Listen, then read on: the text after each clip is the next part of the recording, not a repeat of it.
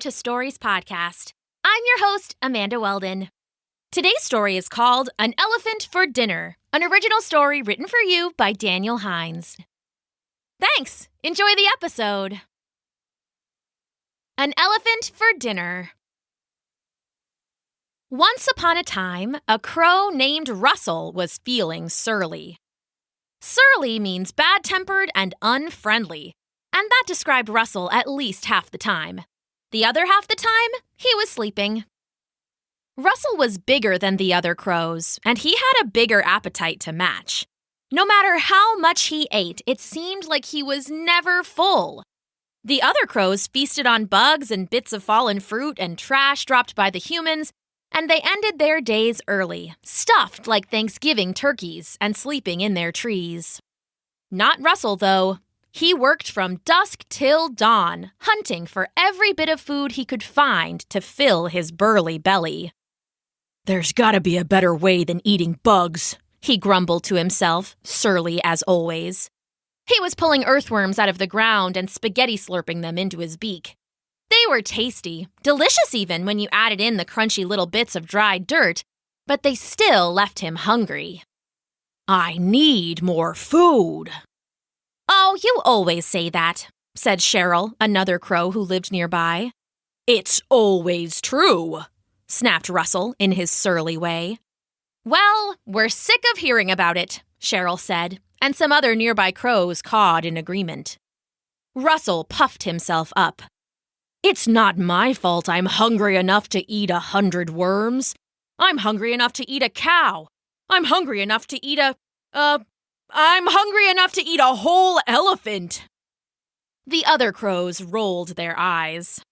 "Okay, go ahead then," Cheryl said. "There's a zoo about 2 blocks away.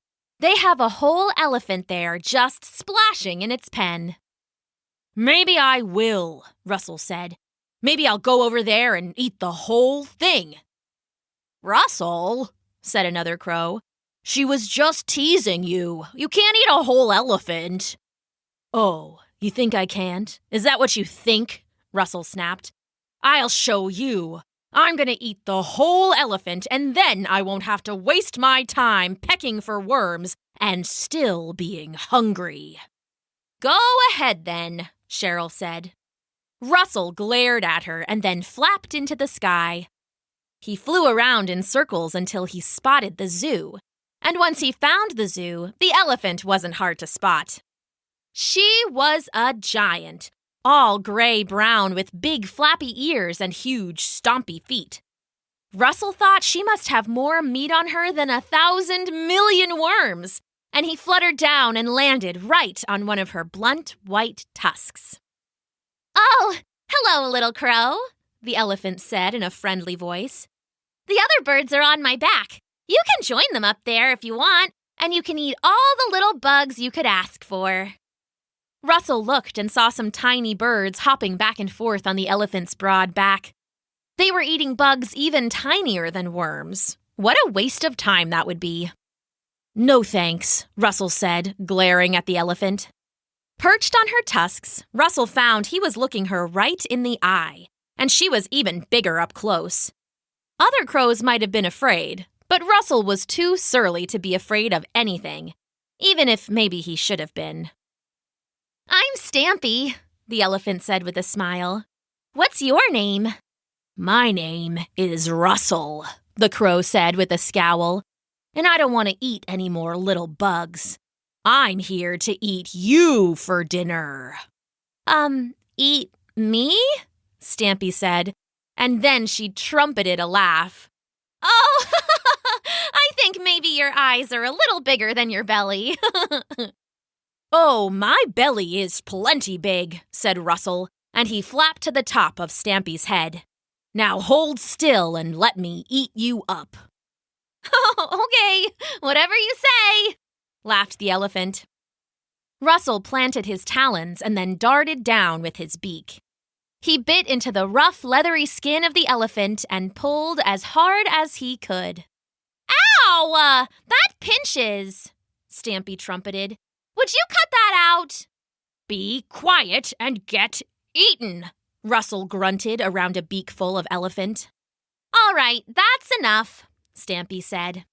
Her long trunk reached up and over her head and knocked Russell off her back. The crow nearly fell to the ground, catching himself with flapping wings at the last second. Hey, what's the big idea?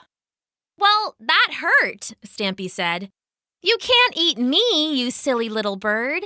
Either help with the birds on my back or go find something else for dinner. Russell scowled and flapped up to her back, out of range of her trunk. He was about to take another bite when the zookeeper came over, drawn by the elephant's trumpets. "Oh, shoo, crow," the human said, swiping with a long net on a pole. "Stop pecking the elephant." Russell flapped away before he could get caught. Huffing to himself and straightening his feathers, he flew back to the marshy field where the other crows were still pulling up worms. "Oh, did you eat a whole elephant already?" Cheryl asked, and the other crows laughed. "I would have, but the zookeeper chased me off," Russell said, surly as ever. He left out the part about being slapped by the trunk because he knew that would just make them laugh even harder. "We need to get the elephant out of the zoo so we can take our time and eat the whole thing." "I'm sorry, we?" asked Cheryl. "Well, yeah," said Russell. "I can't lift a whole elephant by myself. I'm going to need some help to fly it out of its pen." Most of the crows looked at Russell like he was crazy, but a few were intrigued. "Does elephant even taste good?" one asked. "It tasted like the finest worms and fruit and seeds all mixed together," said Russell. Of course, he had never tasted the elephant himself, but that was his best guess. "Okay," said the crow. "I'm in." "Me too." "Let's do it." Cheryl did not volunteer. Russell soon flew back to the zoo with a bunch of crows behind him. Together, they descended upon the elephant and landed on her broad back. "Keep away from her trunk," called Russell. "She'll slap you with it." "Oh, really? You again?" Stampy said. "I told you you can't have me for dinner." "We'll see about that," Russell called. He turned to the crows around him. "Everybody grab on?" They all bobbed their heads yes. "Okay," he called. "Lift!" All the crows started flapping their wings, cawing with effort. "Oh, are you trying to lift me?" Stampy asked, and then she started to laugh again. "Oh, you should have brought more birds." "Keep flapping," Russell called out. The crows gave it their all, but all they succeeded at was lifting the elephant's big floppy ears. "She's too heavy." "Keep going." "Hey, you crows." The zookeeper was back, shouting with his net on a pole. "You leave that elephant alone now." "Get away!" one of the crows yelled, and they all took off flapping in different directions. Russell was the last to go, giving the zookeeper one final dirty look. As they all regrouped and headed back towards the marshy field, Russell felt his stomach rumble. He was hungrier than ever. Part of him knew he should just go back to pecking up worms, but another part, the surly part, knew it needed to have the elephant for dinner. "So, how did it go?" asked Cheryl with an annoying little smile. "We need more crows," said Russell. "We almost had her." "Oh, I didn't think we were that close," said one of the crows that had gone with him. We were so close I can taste it. We just need more crows to help us lift." "Yeah, come on, guys, just give us a hand." "No more bugs," said Russell. "Just elephant. Delicious elephant." The other crows cawed about it for a while, but then they made up their minds. They would go with Russell, if only to see how things turned out. "Well," agreed Cheryl, "I have to be there for this one." The whole group took off from the marshy field, gathering friends as they went. Soon, they were swirling over the zoo like a black tornado, cawing and crying and dipping down to pool all over the poor elephant's back. "What are you all doing?" Stampy asked. "Aren't you getting tired of this?" "No," cried Russell. "We'll have you for dinner. Just wait until we carry you back home." The elephant started laughing again, snorting out of her trunk. "Ready, everyone?" called Russell. "We're ready, bro." "Lift!" Stampy started laughing again, but then something started to happen. First, her big floppy ears lifted, then her long stringy tail, and then, to the surprise of everyone involved, even the crows, her feet started to come up off the ground. "It's working!" cried Russell. "Keep going!" The crows started flapping their wings even harder, and the elephant lifted a foot in the air.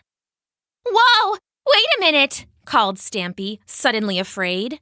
"No more waiting," called Russell. "It's dinner time." Stampy thought fast. She couldn't let herself be carried away. "But I'm all leathery and dry, though. Can't you tell by my skin? I just need a sip of water, so I'll be nice and juicy for you all." The crows all looked to Russell. "She is pretty dry," one said. "All right," Russell said, motioning for the crows to lower the elephant back down to the ground. "One long sip, and then you're coming with us." "Just one sip," Stampy agreed. She dipped her trunk into her big water barrel and slurped up gallon after gallon. "You ready now?" Stampy nodded her big head. "All right, let's lift," Russell said. All the crows got ready to flap, but then the elephant's trunk curled up over her back. With a sudden roaring rush, she shot out the water like a garden hose, blasting into the crows. Some were launched into the air, others were blown into zoo pathways, and soon only Russell was still standing on her back. The others began flapping away, but Russell held strong. "You wimps! It's just a little Whoa!" With a final trumpeting blast, Stampy soaked Russell and sent him spinning to the ground. The big crow coughed and spluttered and hiccuped and finally spit up all the water. "Happy now?" Stampy asked, looking at the wet, bedraggled crow at her feet. "No," Russell said miserably. "I'm never happy." That surprised the elephant. She turned her big head and curled her trunk in a thoughtful pose. "Well, why is that?" "I'm just so hungry," the crow squawked out. "I can never find enough food. All the other crows peck at worms and they're done, but I just can't seem to get enough to eat."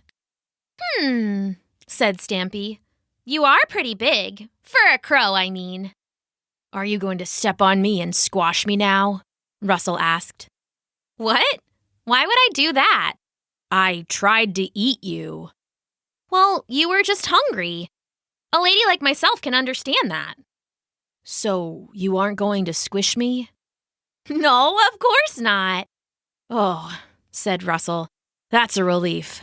I'm sorry I tried to eat you. I'm just so hungry all the time." "You should have just said so," said Stampy with a smile. "I have plenty to share." Stampy gently scooped up the wet crow and perched him on the edge of her food bowl. So big it was more like a food sink. Inside was an enormous pile of fruits and vegetables and breads and all kinds of delicious snacks. "You'd really share with me?" Russell asked, not sounding so surly for once. "Well, sure," Stampy smiled back. "As long as you promise not to try and eat me again." Russell looked down, embarrassed. "I can definitely promise that." He looked up at her shyly, and then they both started laughing. And soon after, for the first time, Russell was well and truly full. The end.